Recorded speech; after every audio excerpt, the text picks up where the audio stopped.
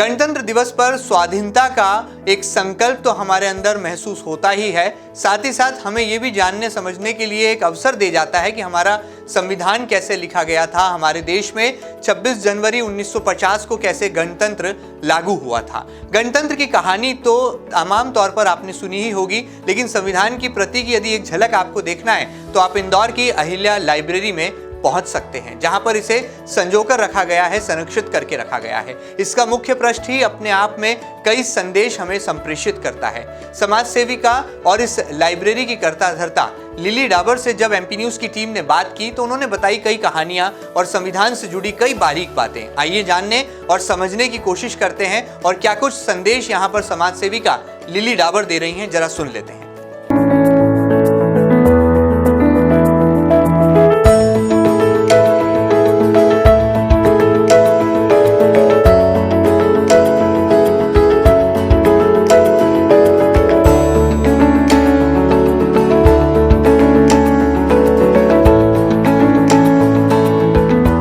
कुछ नशा तिरंगे की शान का है, कुछ नशा मातृभूमि की मान का है।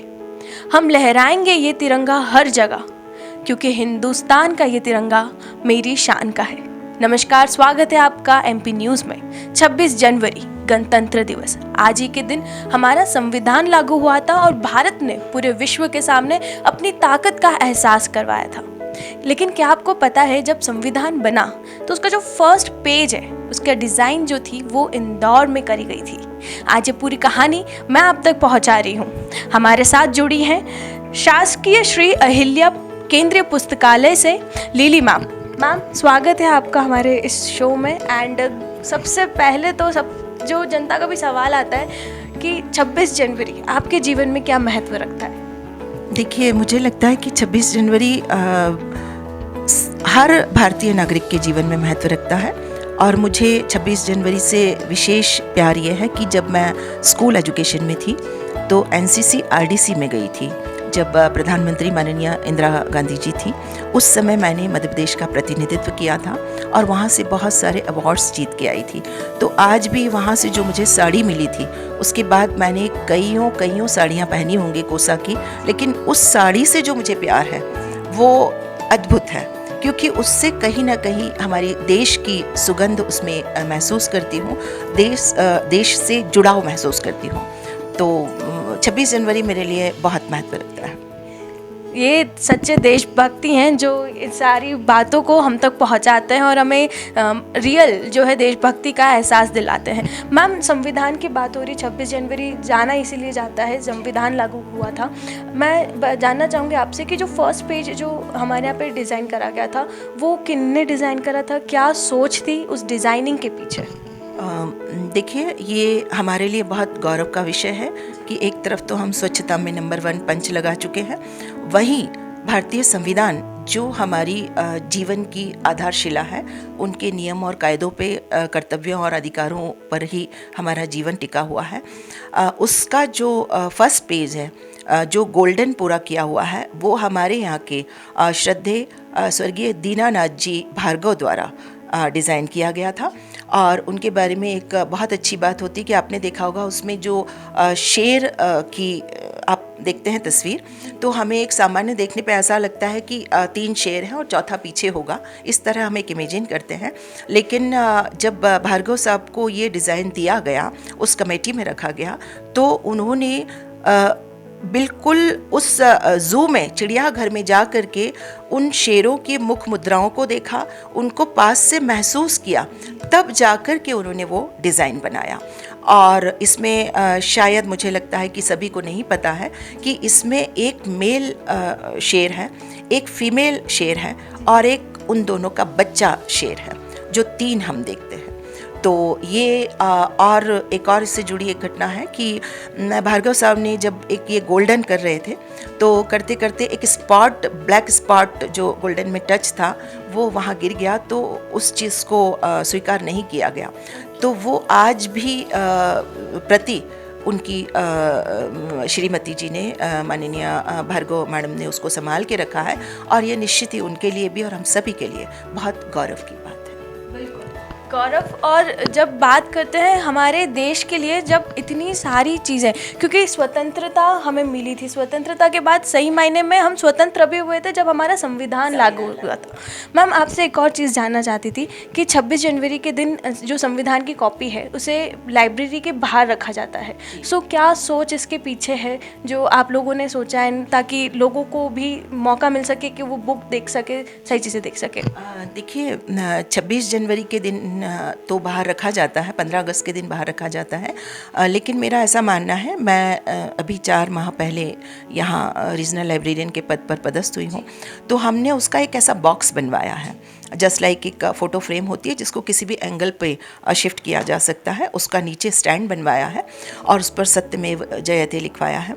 तो उसके पीछे ये सोच था कि मुझे नहीं पता है, मैंने नहीं देखा है लोकसभा में, लेकिन ऐसा कहा जाता है कि वहाँ भी टेबल पर रखा हुआ है संविधान और उसे इस तरह देखना पड़ता है।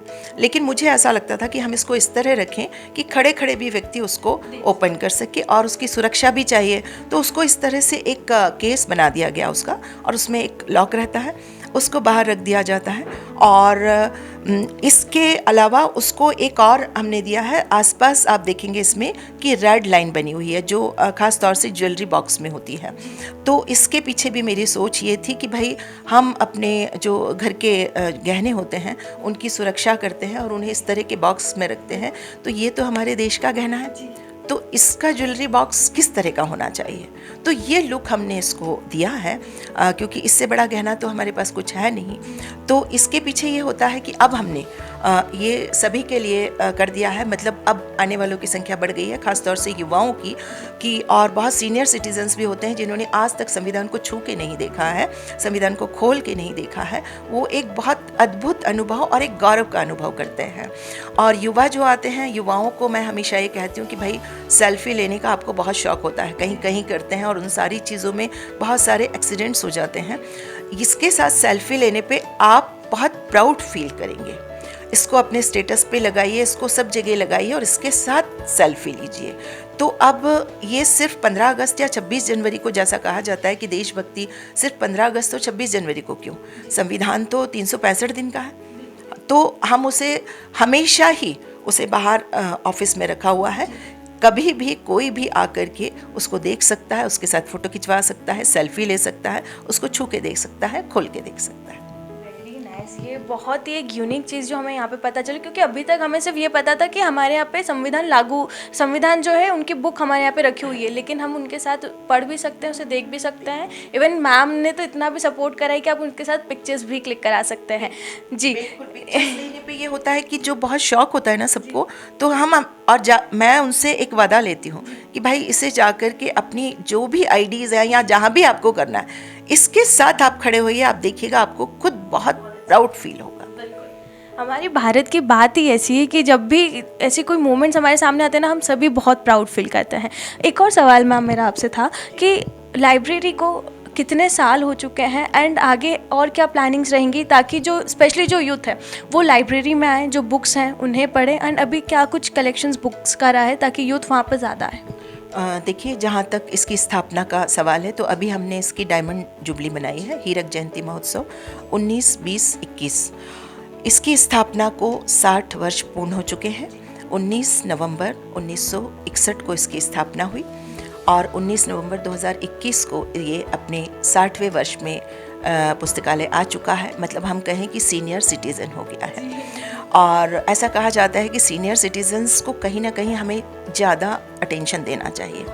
तो मुझे लगता है कि अब हमें डिजिटल युग में इसको हमें इस तरह से अपडेट करना होगा कि आज का जो युवा है, जो पूरा गूगल गुरु में डूबा रहता है, उसको हम किस तरह से यहाँ की तरफ हम अट्रैक्ट करें कि वो यहाँ पुस्तकें मैनुअली भी पढ़ें, लेकिन हम उनके साथ जाना चाहते हैं। और अभी एक व्यवस्था यहाँ है कि कॉम्पिटिटिव एग्ज़ाम्स वाले जो बच्चे होते हैं उनके लिए ऊपर रूम है जहाँ वो एक बहुत नॉमिनल फ़ीस इसलिए होती है कि भाई ऐसा नहीं लगे कि हर चीज़ हमें फ्री में उपलब्ध हो रही है, शायद उसकी फिर हम उतना नहीं इज्जत कर पाते हैं, बहुत नॉमिनल, और जिसके पास नहीं भी होता है तो वो वैसे ही बैठ सकता है। तो IAS IPS की तैयारी करने वाले बच्चे बहुत सारे यहाँ बैठते हैं और बहुत जल्दी हम एक और उसके ऊपर रूम बनवाने वाले हैं। अभी माननीय शिक्षा मंत्री जी आए थे, उन्होंने 25 लाख रुपए की घोषणा की है और उसके द्वारा हमने सारा एक प्लान आउट कर लिया है और बहुत जल्दी वो आएगा और उसका इम्प्लीमेंटेशन होगा और ये लाइब्रेरी पूरी तरह से डिजिटल लाइब्रेरी हो जाएगी। जैसे ही हम एंटर करेंगे, मतलब मेरे पास सामने डेस्कटॉप पे 60 से 70% होगा, जिसमें मेन पावर भी कम से कम लगेगी और हर पाठक को, हर स्टूडेंट को, हर यहाँ से जुड़े व्यक्ति को सारी चीज़ों की जानकारी होगी कि कौन सी बुक कहाँ इशू हुई है या हम क्या कर सकते हैं। आपको घर बैठे सारे, लेकिन यहाँ आएंगे तो एक अलग अनुभव होता है। तो इस तरह से सारी व्यवस्थाएं हैं और अभी कॉम्पिटिटिव एग्जाम्स वाले बच्चे पढ़ते ही हैं और यहाँ 1 लाख से ऊपर बुक्स हैं यहाँ, और सभी तरह की बुक्स हैं इसमें, साहित्य है, संगीत है और सारी जो कलाएं होती हैं, विविध कलाएं हैं, उनसे संबंधित है, कॉम्पिटिटिव एग्ज़ाम्स से संबंधित है। और बहुत जल्दी हम ऑर्डर दे दिया है, बहुत जल्दी हम जो बच्चों ने डिमांड रखी थी उस लिस्ट के अनुसार हम बुक्स को परचेस करने जा रहे हैं। यूं ही इंदौर नंबर 1 नहीं है स्वच्छता में, हेल्थ में। अब जो मैम ने बात कही कि अब डिजिटल लाइब्रेरी की और भी बढ़ रहे हैं ताकि यूथ जो हैं वो ज़्यादा कनेक्ट हो पाएँ। आजकल जो है, आजकल का जो सिस्टम है, आजकल की जो दौड़ है वो डिजिटल है, वो सोशल मीडिया से रिलेटेड है। सो वहीं इम्प्रोवाइजेशन ही कहते हैं ना कि जब समय के साथ साथ बदलाव भी ज़रूरी होते, वो बदलाव भी यहाँ पे आज देखा गया है। सो मैम, मैं आपसे चाहूँगी कि आप हमारे दर्शकों को कोई प्यारा सा मैसेज दें।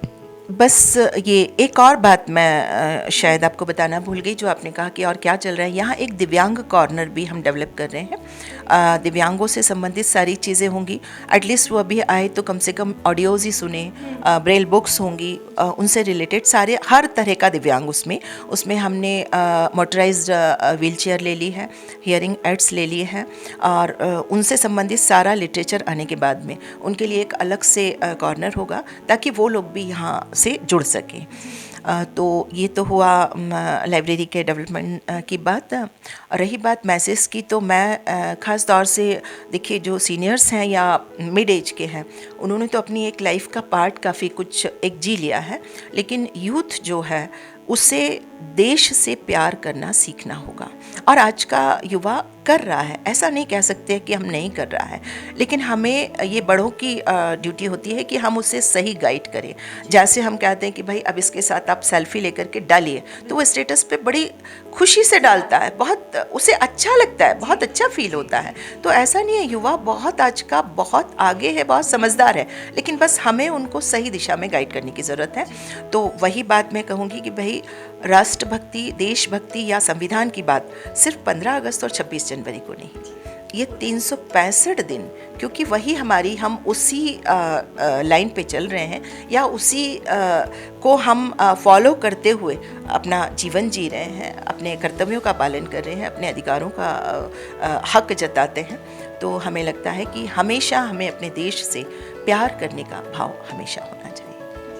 मैम ने बहुत ही प्यारा और बहुत ही सरलता से एक इतना प्यारा संदेश दिया है कि देशभक्ति सिर्फ 26 जनवरी या 15 अगस्त को ही नहीं, मतलब देशभक्ति का मौका जब भी मिले, आप हमेशा इस मौके को कभी भी ना जाने दें और हमेशा जब भी चांस मिले ना, बस अपनी देशभक्ति आप दिखाइए। और अभी के टाइम पे सबसे बड़ा देशभक्ति का मौका हमारे पास में, क्योंकि हम लोग ऑलरेडी 3rd वेव फेस कर ही रहे हैं। अगर हम सतर्कता के साथ, सावधानी के साथ, मास्क पहन के, सोशल डिस्टेंसिंग यानी कोविड अप्रोप्रिएट बिहेवियर का पूरा ध्यान रखते हुए अगर हम लोग चलेंगे, तो कहीं ना कहीं हम सब मिलके ये जो लड़ाई है, कोरोना की लड़ाई है, इसे हरा के ही एक अच्छी तरीके से देशभक्ति दिखा सकते हैं। क्योंकि 2nd वेव में, 1st वेव में हम सब ने देखा था कि हमारे देश की हालत क्या हुई थी। Ma'am, thank you so much हमारे साथ जुड़ने के लिए, इतनी सारी बातें हमारे साथ साझा करने के लिए। स्पेशली जो यूथ है वो आज बहुत ज़्यादा मोटिवेट हुआ है। मैं पर्सनली बहुत ज़्यादा इंस्पायर हुई हूँ क्योंकि इतनी सारी चीज़ें हमें फ़र्स्ट टाइम पता चली है। और हमारे दर्शकों से भी उम्मीद रहेगी कि आगे जब भी मौका मिले लाइब्रेरी ज़रूर विजिट करिए, क्योंकि बहुत ज़्यादा जो है चेंजेस भी करे गए हैं, इनोवेशन के साथ करे गए हैं।